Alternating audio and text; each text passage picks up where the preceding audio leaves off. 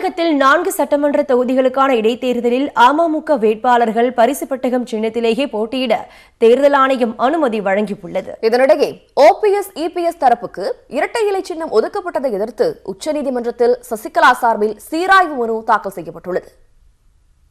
தமிழகத்தில் 38 மக்களவை மற்றும் 18 சட்டமன்ற தொகுதிகள் இடைத்தேர்தலில் போட்டியிட குக்கர் சின்னம் ஒதுக்க கோரி அமமுக கோரிக்கை விடுத்திருந்தது. இது தொடர்பான வழக்கை விசாரித்த உச்சநீதிமன்றம் அந்த கோரிக்கையை நிராகரித்தது. ஏதேனும் பொது சின்னத்தை அமமுகவிற்கு வழங்க தேர்தல் ஆணையத்திற்கு பரிந்துரை செய்தது. இதைத் தொடர்ந்து அமமுகவுக்கு பரிசு பெட்டகம் சின்னம் வழங்கப்பட்டது.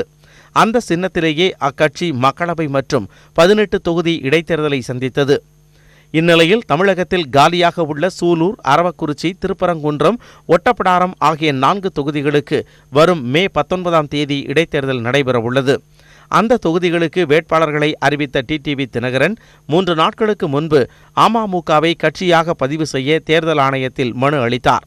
அதே சமயம் 4 தொகுதிகளுக்கான இடைத்தேர்தலில் போட்டியிட பரிசு பெட்டகம் சின்னத்தையே ஒதுக்க கோரி டிடிவி தினகரன் தரப்பில் உச்சநீதிமன்றத்தில் வழக்கு தொடரப்பட்டது.